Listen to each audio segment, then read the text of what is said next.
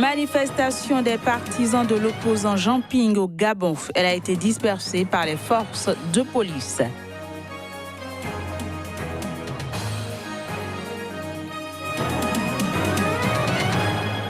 Second tour de la présidentielle à Madagascar, les deux finalistes se sont livrés dimanche soir à un premier débat télévisé.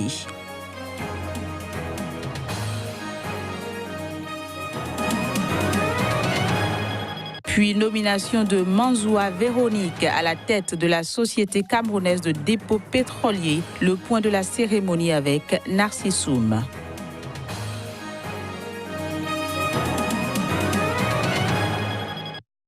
Ravi de vous retrouver sur Sika TV. Bienvenue à toutes et à tous dans cette édition. Au Gabon, la police a dispersé ce samedi à Libreville une marche de partisans de l'opposant Jean Ping qui venait d'appeler à la confrontation avec le régime du président Ali Bongo Ondimba. Ce dernier, rappelons-le, est actuellement en convalescence au Maroc. Voici les détails.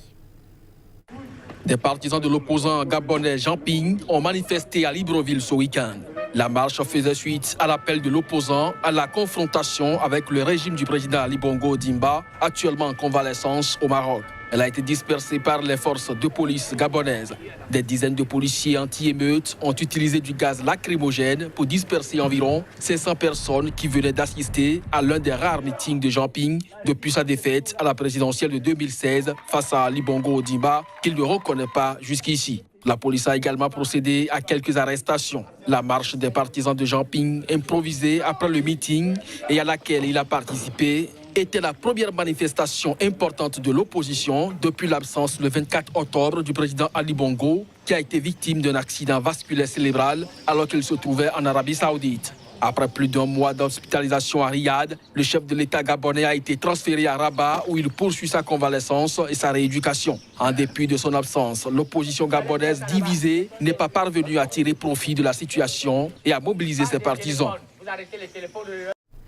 Les deux finalistes de l'élection présidentielle malgache, Marc Ravalomanana et Andry Rajoelina, se sont livrés dimanche soir à un premier débat télévisé musclé. Il intervient à moins de 2 jours du second tour de scrutin. On les écoute.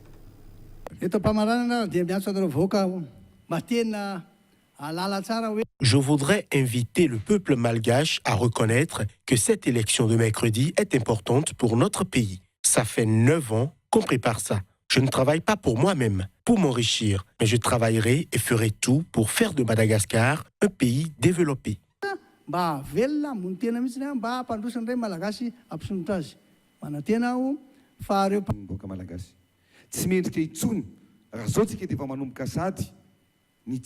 Ce n'est pas convenable si nous sommes déjà en désaccord sur les résultats des prochaines élections. Soyons tous d'accord sur les résultats que le choix du peuple malgache dirigera le pays. L'aide financière internationale était de 60% sous la présidence de Ravalomanana. Mais dans la transition, il n'y avait pas d'aide financière. Mais je pourrais le faire, on pourrait le faire. Nous dirigeons le pays sans aucune aide financière de l'étranger.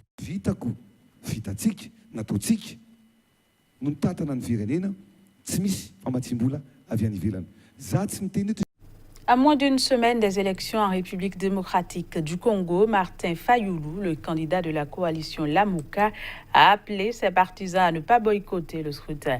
Son directeur de campagne, Pierre Lombi, a été chargé de fixer l'opinion publique sur la position de la coalition en ce qui concerne la suite du processus électoral. Voici les détails.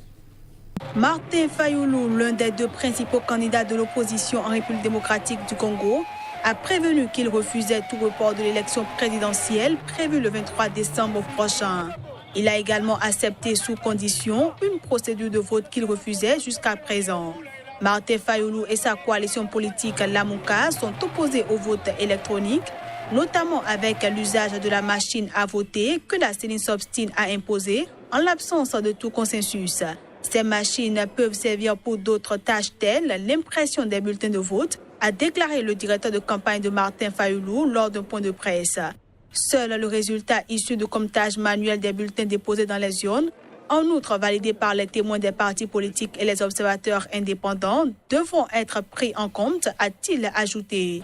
Ces déclarations de la coalition Lamuka n'ont pas manqué de faire réagir Félix Tshisekedi, un autre candidat de l'opposition. Ce dernier a d'ailleurs, lors d'une conférence de presse, répondu aux propos de Pierre Lumbi.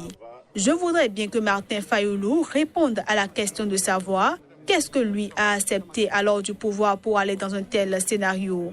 À présent, j'en appelle aux électeurs, c'est à eux de voir à qui ils ont affaire avec ce candidat de la confusion. Le Front commun pour le Congo du candidat du pouvoir Chadari Rabazani a aussi réagi.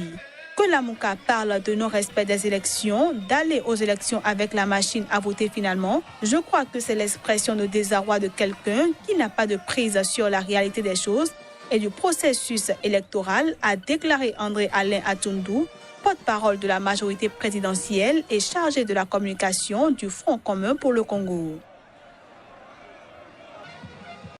Les dirigeants des pays de la région du lac Tchad se sont retrouvés au Nigeria ce week-end. Objectif, donner une nouvelle impulsion à la lutte contre le groupe djihadiste nigérien Boko Haram. Reportage. Lors de leur sommet fin novembre à N'Djamena, les dirigeants de la zone du lac Tchad ont mis l'accent sur la nécessité de changer de stratégie dans la lutte contre Boko Haram face à la recrudescence des attaques du groupe djihadiste.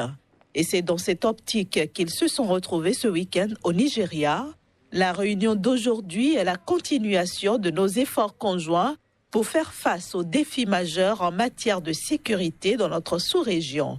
Elle est la concrétisation de l'engagement résolu des pays participants dans la lutte contre notre ennemi commun Boko Haram et le rétablissement de la sécurité et d'une paix durable dans notre sous-région, a déclaré le président nigérian Muhammadu Buhari. Cela était nécessaire en raison de la résurgence des attaques, notamment contre les militaires et des enlèvements de civils contre rançon à travers nos frontières perpétrées par Boko Haram, avec le soutien des terroristes internationaux qui ont infiltré notre région, a souligné le président nigérian en ouvrant le sommet. Dans un communiqué rendu public à la fin de leur réunion, les participants ont renouvelé leur engagement à lutter contre les terroristes de Boko Haram avec l'objectif de mettre un terme définitif à l'insurrection. Ils se sont aussi engagés à fournir une aide aux populations touchées par la violence dans la limite des ressources disponibles et demander à leurs partenaires internationaux de fournir une assistance supplémentaire à la force régionale qui combat Boko Haram. La société camerounaise de dépôt pétrolier a à sa tête une nouvelle responsable, son nom Manzoua Véronique. Elle devient ainsi la toute première femme à occuper la direction d'une structure des hydrocarbures au Cameroun. Le reportage signé Narcissoum. Voici le nouveau directeur général de la société camerounaise de dépôt pétrolier du Cameroun. Elle remplace à ce poste Gaston Elundu Essomba, Premier ministre de l'eau et de l'énergie lors du réaménagement gouvernemental du 2 mars 2018. Je vous invite à travailler d'arrache-pied pour accroître les moyens logistiques pour le transport par rail des produits pétroliers afin de réduire à sa plus faible expression le transport par route qui n'est pas sans danger pour les populations. Celle qui tient désormais les rênes de la RCDP est une habituée de la maison puisqu'elle est membre du conseil d'administration. En ce qui concerne les chantiers, je crois que le cahier de charge vous a été lu par monsieur le ministre qui est la tutelle. Et il ne s'agit pas d'un seul chantier, il y en a beaucoup. Et nous allons nous y atteler pour que vive le secteur pétrolier aval et pour qu'il y ait toujours des stocks et des stocks de sécurité. Née le 3 avril 1966 à Kribi dans la région du Sud Cameroun, elle est titulaire d'un master en Business Administration et avait à son actif 9 ans d'expérience au service de l'État. Celle qui était encore hier directeur général adjointe de la Caisse de stabilisation des prix d'hydrocarbures est mère de 3 enfants. L'histoire retiendra et surtout que c'est la première femme à la tête d'une structure des hydrocarbures au Cameroun. À noter, c'est au cours d'un conseil d'administration extraordinaire que cette nomination a mis fin au cumul de fonctions de Gaston Elundu Essomba, Premier ministre de l'eau et de l'énergie. L'insalubrité est devenue récurrente à Lagos, la capitale économique du Nigeria. Une situation qui interpelle les autorités de ce pays à divers niveaux de responsabilité et les populations qui, avec des moyens parfois dérisoires, s'occupent de la salubrité et du ramassage des ordures. Reportage Abdoulaye Issa. Lagos, la ville cosmopolite et légendaire, fait face depuis quelque temps au problème d'insalubrité. Des entreprises créées il y a de cela quelques années ayant en charge le ramassage et le recyclage des ordures ont disparu, laissant le travail aux autorités qui n'arrivent pas à satisfaire la population en matière de bacs à ordures en nombre suffisant. C'est déplorable. Et de jour en jour, nous essayons d'apporter nos contributions qui d'ailleurs sont volontaires. Notre souhait est que le service de la voirie, s'il en existe, ce dernier n'a qu'à essayer de mettre à la disposition des quartiers de bas à ordures comme celui qui est derrière moi en quantité suffisante.